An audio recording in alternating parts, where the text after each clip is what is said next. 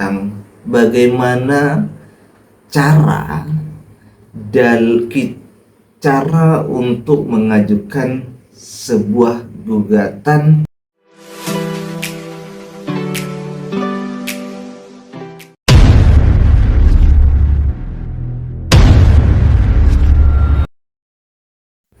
Baik, Assalamualaikum warahmatullahi wabarakatuh. Seperti biasa ya, di hari ini saya mau menjelaskan fenomena yang sering terjadi di Indonesia. Ini masalah terkait dengan masih dalam dunia gugatan perdata, seperti itu. Nah, namun sebelum itu, untuk kawan-kawan semuanya, jangan lupa terus pantau di channel saya, Siratul Lawyer. Kemudian kawan-kawan bisa like, komen, dan subscribe untuk mendukung channel-channel yang saya yang lain seperti itu. Namun sebelum itu, kita sambil santai, kita sambil ngopi.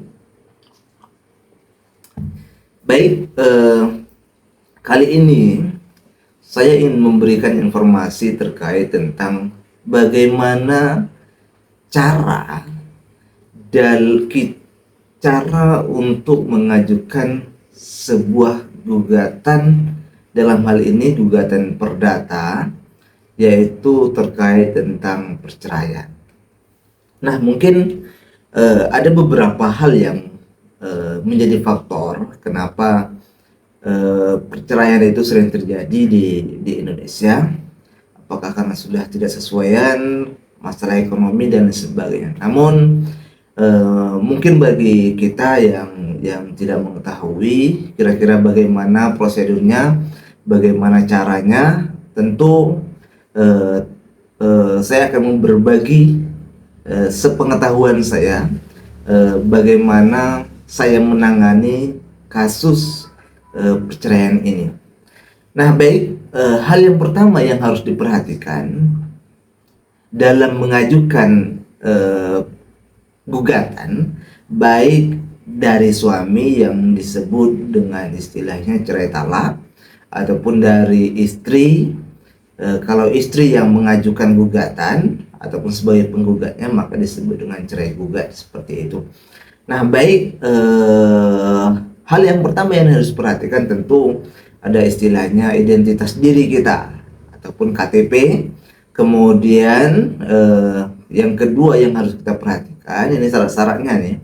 Kemudian yang kedua ada buku nikah ataupun salinan buku nikah yang bisa kita dapatkan dari KUA seandainya buku nikah kita ini ditahan oleh pihak laki-laki ataupun sebaliknya pihak perempuan yang menahan kita, ataupun orang lain yang menahan buku nikah kita tersebut. Nah, kemudian yang ketiga, apa lagi yang perlu kita persiapkan? Yang ketiga adalah bukti-bukti lain terkait yang berkaitan tentang pernikahan kita. Apakah nanti ada kakak, kemudian ada hal-hal lain lah yang bisa mendukung gugatan kita tersebut. Nah, kemudian yang keempat, kita juga menyiapkan bukti saksi ya.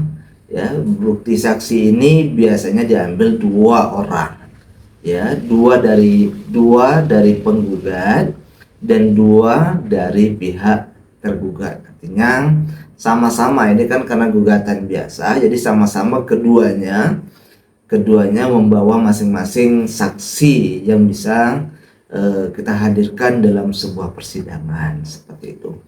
Nah, kemudian yang terakhir ya, tentu kita membuat yang namanya gugatan ya. Gugatan itu kita buat, kemudian baru ataupun permohonan itu kita buat, kemudian kita ajukan ke pengadilan agama.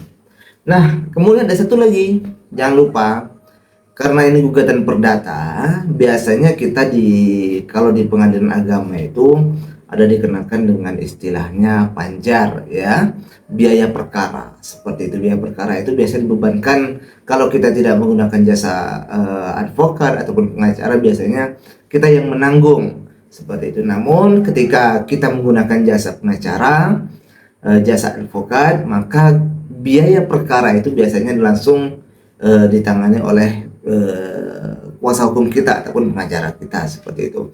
Nah, itu merupakan syarat-syarat yang harus kita tepati atau kita penuhi dalam sebelum kita mengajukan yang namanya gugatan, baik nanti cerai talak ataupun cerai gugat, seperti itu.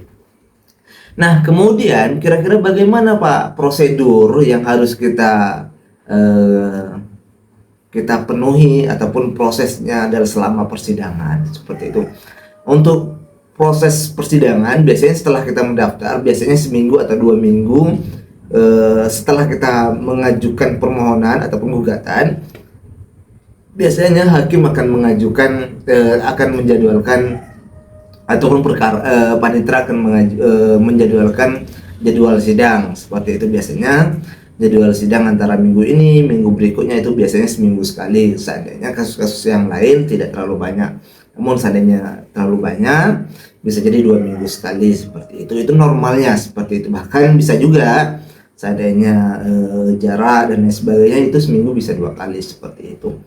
Nah, itu yang pertama. Kemudian setelah sidang pertama, berarti kita melaksanakan sidang pertama itu dihadiri oleh kedua prinsipal, yaitu pihak penggugat dan pihak tergugat, seperti itu. Nah, kemudian yang kedua, biasanya setelah kita sidang pertama, biasanya hakim itu memberikan kesempatan kepada kita untuk melaksanakan mediasi. Mediasi ini bisa kita pilih nanti hakimnya, ya, sebelum sidang pertama kita ini tutup. Biasanya seperti itu, ataupun diskor. Ya, kita diberikan waktu untuk mediasi. Berapa lama waktu mediasi itu? Bisa jadi, ya, biasanya kurang lebih 4 minggu ataupun 1 bulan, kurang lebih 30 hari. Dan juga seandainya tidak berhasil, kita akan dibawa ke meja persidangan kembali. Kemudian ditanyakan juga, mana tahu masih ada etikat baik untuk tidak terjadinya perpecahan ini, maka hakim juga memberikan kesempatan sekali lagi, ya, berdasarkan PMA itu diberikan kesempatan lagi selama kurang lebih 30 hari kembali. Nah, seandainya juga tidak berhasil, maka kita akan masuk dalam tahapan berikutnya. Maka ketika jadwal sidang berikutnya, kita ditanyakan langsung, ya. Ketika seandainya tidak berhasil, maka masuk dalam sebuah persidangan. Nah, setelah itu apa lagi Pak kira-kira yang bisa kita lakukan? Nah, selanjutnya kita setelah sidang mediasi tadi, sidang keduanya, kemudian kita masuk sidang berikutnya. Biasanya sidang berikutnya itu kita sudah masuk ke dalam tahapan pembuktian. Tahapan pembuktian ini itulah kita mendapatkan saksi, kemudian dari saksi pihak penggugat terlebih dahulu biasanya, ya, yang dihadirkan. Nah, seandainya masih ada waktu, biasanya langsung. Nah, bisa jadi kalau emang saksi dari pihak penggugat belum hadir, maka minggu selanjutnya akan dihadirkan saksi dari pihak tergugat, seperti itu. Artinya selama 2 minggu itu pembuktian. Nah, selain itu kita juga biasanya di majelis hakim itu mengarahkan kepada pihak penggugat dan tergugat untuk langsung membawa alat bukti-bukti lain, ya. Apakah surat menyurat, apakah kalau memang ada anak, mungkin ada akta anak yang menjadi pertimbangan-pertimbangan hakim dalam pembuktian kasus kita tersebut. Nah, kemudian tahapan berikutnya apa lagi? Ya, tahapan berikutnya biasanya itu kita diberikan kesempatan, ya, untuk sebelum pembuktian tadi tentu ada replik, duplik ya seperti biasa. Kemudian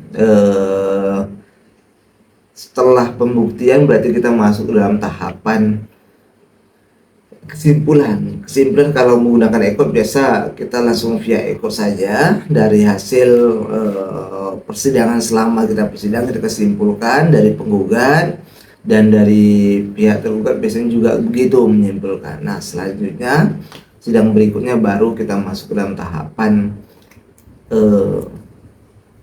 putusan seperti itu. Nah, karena sekarang sudah banyak ekor, menggunakan ekor juga biasanya putusan juga bisa langsung dan bisa menggunakan ekor. Nah, begitu kira-kira alur proses persidangan yang biasanya kita lewati selama persidangan.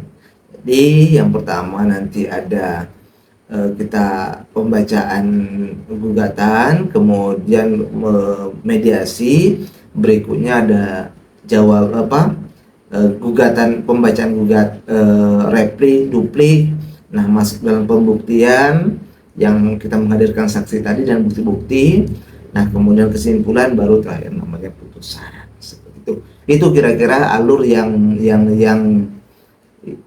yang kita persiapkan selama proses persidangan seperti itu.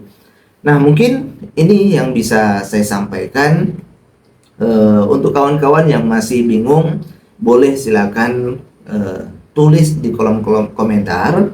Nanti ketika saya ada waktu lain, tetap saya akan memberikan video, kita buatkan videonya supaya kawan-kawan lebih mudah dan lebih paham terkait dengan persoalan-persoalan yang sedang kita hadapi.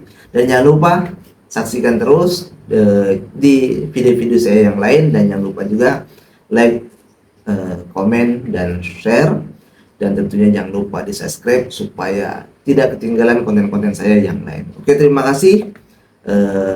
Saya akhiri. Assalamualaikum warahmatullahi wabarakatuh.